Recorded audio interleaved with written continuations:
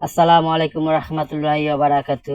আজকে আমরা শিখব ঘুমানোর দোয়া এবং ঘুম থেকে ওঠার দোয়া এবং জানবো কিছু গুরুত্বপূর্ণ হাদিস এবং কিছু ফজিলত সম্পর্কে। ঘুমানোর দোয়া। আল্লাহুম্মা বিসমিকা আমুতু ওয়া ইয়া। আমি দোয়াটি আরেকবার বলে দিচ্ছি। আল্লাহুম্মা বিসমিকা আমুতু ওয়া ইয়া। এই দোয়াটির বাংলা অর্থ হচ্ছে, হে আল্লাহ, আমি আপনারই নামে মৃত্যুবরণ করব এবং আপনারই নামের সাথে জীবিত থাকব। বুখারী হাদিস। এখন জেনে নেব ঘুম থেকে ওঠার সময় কোন দোয়াটি পড়তে হবে। আলহামদুলিল্লাহিল্লাযী আহিয়ানা বাদামা আমাতানা ওয়া ইলাইহিল নুশুর। আমি দোয়াটি আরেকবার বলে দিচ্ছি। আলহামদুলিল্লাহিল্লাযী আহিয়ানা বাদামা আমাতানা ওয়া ইলাইহিল নুশুর। এই দোয়াটির বাংলা অর্থ হচ্ছে, সকল প্রশংসা আল্লাহ পাকের, যিনি আমাদেরকে মৃত্যু দানের পর পুনরায় জীবিত করেছেন এবং মৃত্যুর পর তারই নিকট আমাদের ফিরে যেতে হবে। বুখারী হাদিস।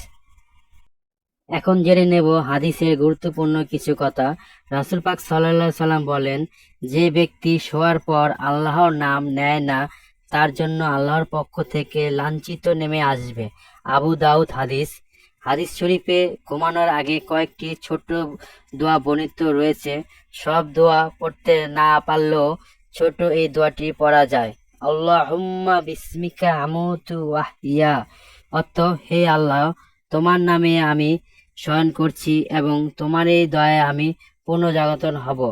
আয়েশা আলাইহিস সালাম বলেন, রাসূল পাক সাল্লাল্লাহু আলাইহি সাল্লাম প্রতি রাতে যখন বিছানায় যেতেন, তখন তিনি দুই হাত একত্র করে তাতে সূরা ইখলাস, ফালাক ও নাস পড়ে ফু দিতেন।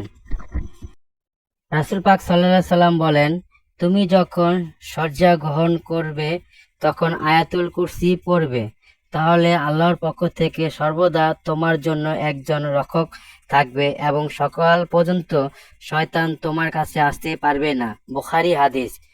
কোনো ব্যক্তি ঘুমানোর আগে এই দুই আয়াত পড়লে তা তাদের গোটা রাতে নিরাপত্তার জন্য যথেষ্ট হবে।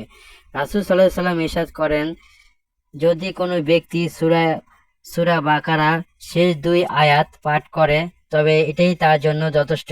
বুখারী হাদিস। রাসূল পাক সাল্লাল্লাহু আলাইহি ওয়াসাল্লাম বলেন, হে ব্যক্তি, যখন তুমি বিছানায় ঘুমাতে যাবে, নামাজের ন্যায় ওযু করবে, তারপর তোমার ডান পাশের উপর শুয়ে এবং উক্ত এই দোয়াটি পড়বে।